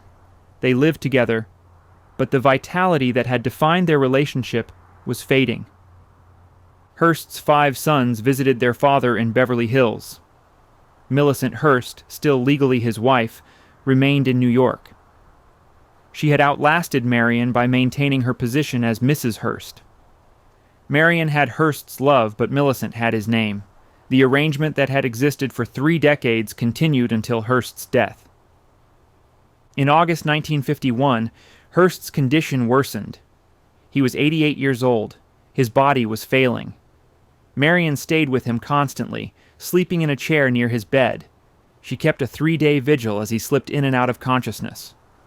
On August 14, 1951, William Randolph Hearst died at the Beverly Hills house. Marion was at his bedside. According to those present, Marion kissed Hearst just before he died. It was the last thing he experienced before losing consciousness permanently. Hearst's death created immediate problems for Marion. She was not his wife. She had no legal standing. Hearst's sons and Millicent controlled the funeral arrangements and his estate. Marion was excluded from decisions about the man she had lived with for 34 years. While Marion slept, exhausted from her vigil, Hearst's body was removed from the house. Marion woke to find Hearst gone. She was not told where or when the funeral would be. Hearst's family made clear that Marion was not welcome. The mistress could not attend the funeral alongside the widow. Marion was devastated by the exclusion. She later said, "For 32 years I had him, and they leave me with his empty room." The statement captured her situation perfectly. She had Hearst for 3 decades of his life. His family had him in death. The funeral was held in San Francisco on August 17th. Millicent Hearst attended as the grieving widow. Hearst's 5 sons buried their father in the family mausoleum at Cypress Lawn Cemetery in Colma, California. Marion watched from a distance, uninvited and unacknowledged. Hearst's will provided Marion with financial security. She inherited a trust that generated income for life, but the amount was modest compared to the wealth she had known. Hearst's estate had been mostly liquidated during the financial reorganization of the late 1930s. What remained went to his legal heirs. Marion got enough to live comfortably, but not lavishly. 11 weeks after Hearst died, Marion married for the first and only time. She wed Horace Brown, a merchant marine captain she had known casually for years. The marriage shocked people who knew her. Marion had spent 34 years wanting to marry Hearst. Why marry someone else immediately after he died? The reasons were complicated. Marion was 54 years old, alone, and dealing with alcoholism that was worsening without Hearst to moderate her behavior. She needed stability. Horace Brown provided companionship without the complications of her relationship with Hearst. The marriage was pragmatic more than romantic. The marriage lasted until Marion's death. She lived another 10 years, increasingly reclusive, drinking heavily, struggling with the aftermath of a life spent in Hearst's shadow. She died of stomach cancer on September 22, 1961, at age 64. Julia Morgan died on February 2, 1957, in San Francisco. She was 85 years old. Her death received minimal attention. A few obituaries mentioned Hearst Castle, but Morgan's contribution to American architecture was largely forgotten. The woman who had been first in so many ways died in obscurity. Marion Davies was buried in Hollywood Forever Cemetery, in a tomb shaped like a small Greek temple. Her family had her birth name, Duras, inscribed above the entrance. Not Davies, the stage name. Not Hearst, the name she wanted but could never have. Duras, the name she was born with. William Randolph Hearst left San Simeon in May 1947 and died 4 years later. He never finished the castle he had spent 28 years building.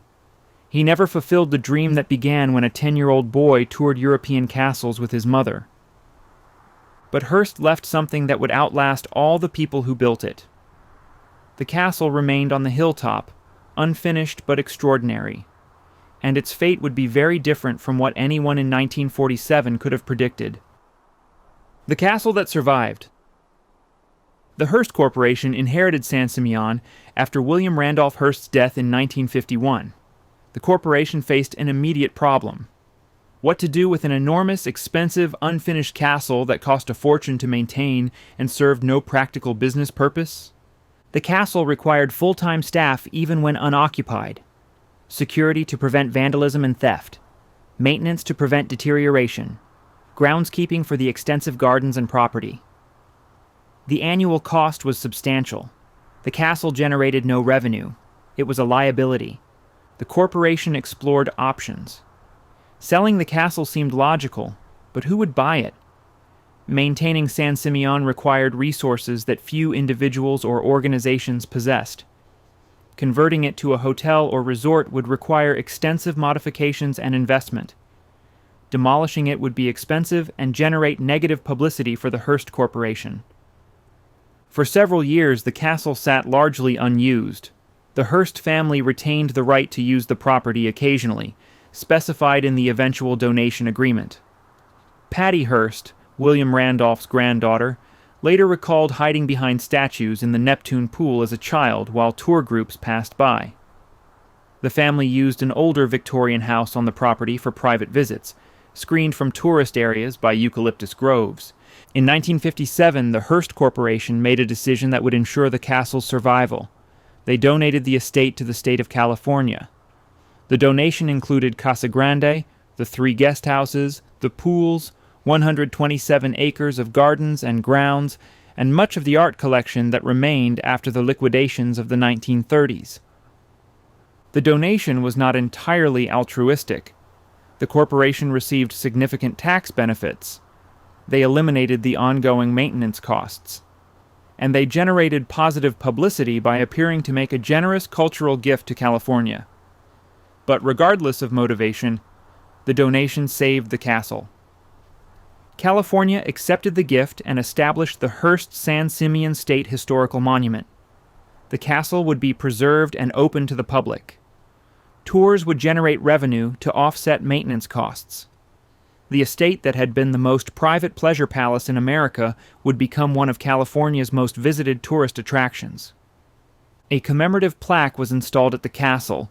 It reads, La Cuesta Encantada, presented to the state of California in 1958 by the Hearst Corporation in memory of William Randolph. Hearst, who created this enchanted hill, and of his mother, Phoebe Apperson Hearst, who inspired it. The first public tours began in June 1958. Visitors paid $2 for a tour that showed them rooms William Randolph Hearst and Marion Davies had used decades earlier. The response exceeded expectations. Thousands of people wanted to see the castle. The tours became one of California's most popular attractions, almost immediately.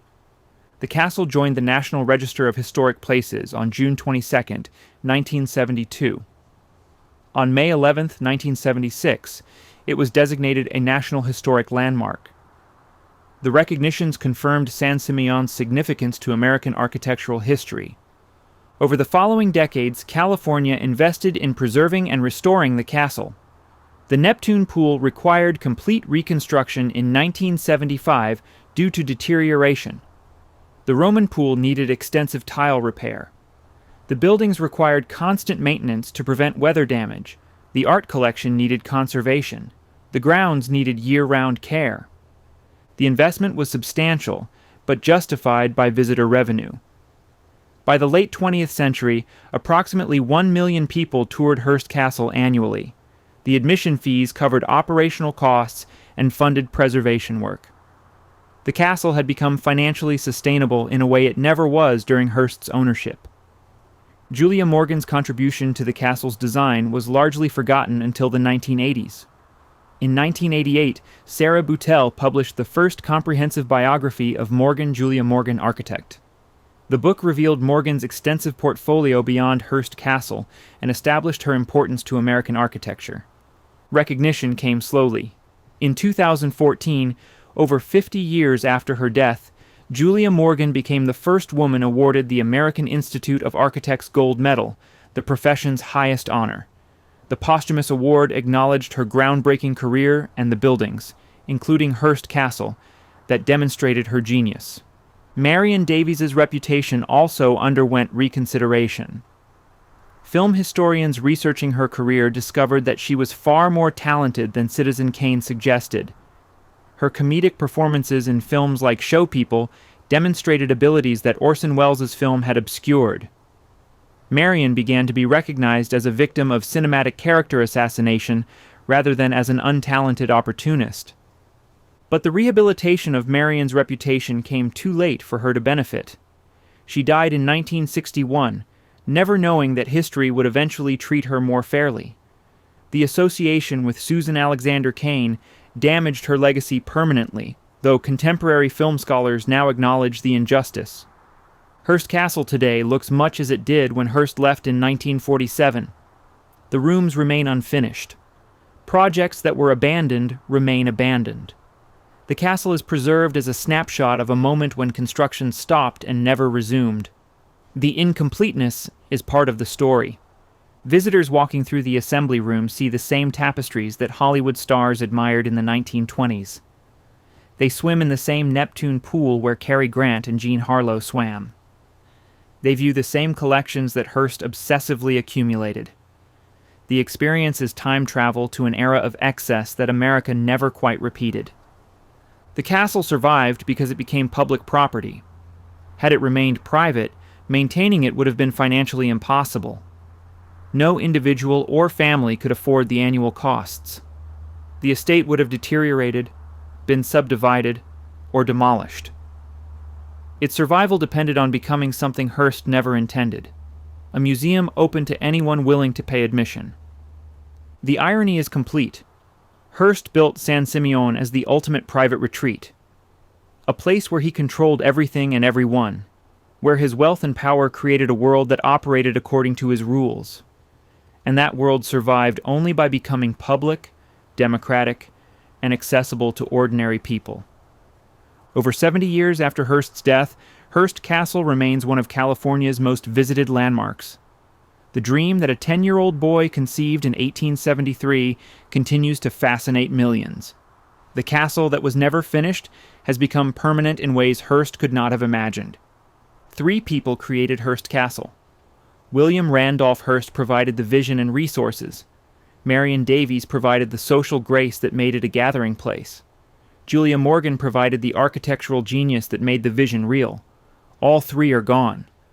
But what they built together remains, transformed but enduring. 28 years of construction, $50 million spent, 165 rooms filled with centuries of European art.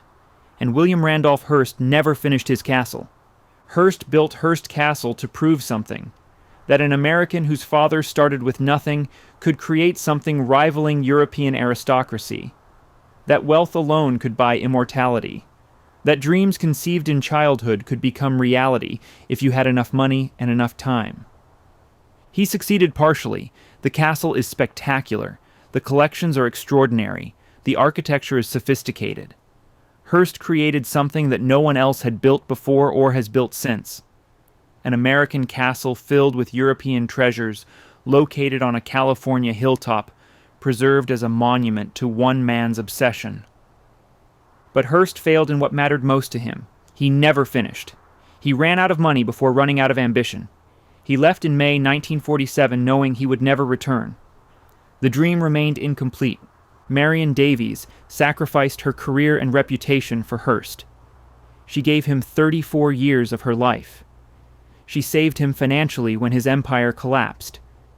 She stayed with him until he died. And she was banned from his funeral by the family that never accepted her. Marion never became Mrs. Hearst. She never had the legitimacy that marriage would have provided. She lived as Hearst's companion and died knowing that history would remember her primarily as the mistress, not as the actress or the woman who loved him. Julia Morgan designed Hearst Castle and over 600 other buildings during her career. She was first in almost everything. First woman admitted to the École des Beaux-Arts. First woman licensed as an architect in California. First woman awarded the AIA Gold Medal, though posthumously and decades after her death. Morgan died largely forgotten. Her contribution to Hearst Castle was acknowledged minimally during her lifetime. She worked for 28 years on the project and received almost no public recognition. The architect who made Hearst's dream possible was invisible.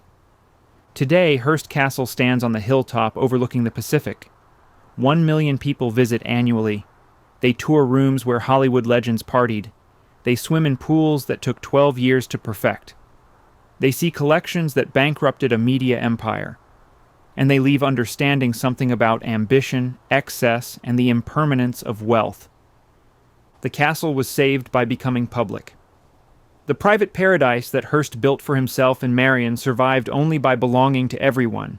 The state of California maintains it. Tourists fund its preservation through admission fees. The castle that was supposed to be the ultimate expression of private wealth exists now as a public museum. 4 massive columns remain standing at White Marsh Hall in Pennsylvania, surrounded by suburban townhouses. That castle was demolished because no one would pay to save it. Hearst Castle survived because the state of California valued it enough to accept the burden of preservation. The difference between survival and destruction was donation. The Hearst Corporation gave the castle away rather than let it deteriorate or be demolished. That decision, motivated partly by tax benefits and public relations, ensured that Hearst's dream would outlast him by generations. William Randolph Hearst began building his castle in 1920 at age 56. He left it in 1947 at age 84. 28 years of construction, never finished. But finished enough to become legendary. Marion Davies lived at the castle for over 20 years, and then spent the last 14 years of her life without it. She married someone else after Hearst died, but never stopped being associated with him. Her legacy is complicated, damaged by Citizen Kane, partially rehabilitated by later scholarship. Julia Morgan designed buildings for 46 years and created approximately 700 structures. Most have been demolished or altered beyond recognition. But Hearst Castle remains largely as she designed it. Her masterpiece survived. Her reputation, finally, is being restored. 3 people. 1 castle. 28 years. The boy who toured Europe's castles at age 10 spent his life trying to recreate what he had seen. He succeeded in building something extraordinary. He failed to finish it. But what he built, with Marion and Julia, has outlasted all of them. Hearst Castle sits on the Enchanted Hill, unfinished but permanent. The sunset views are still spectacular. The Neptune pool still sparkles. The assembly room still impresses. And tourists still climb the hillside to see what one man's dream looked like when translated into stone, tile, and imported European history. The castle was supposed to be private. It became public. It was supposed to be finished. It remained incomplete. It was supposed to prove Hearst's permanence. Instead, it demonstrates that nothing is permanent except what we give away. Hearst Castle survives not because of what Hearst built, but because of what the Hearst Corporation donated. The greatest irony of all,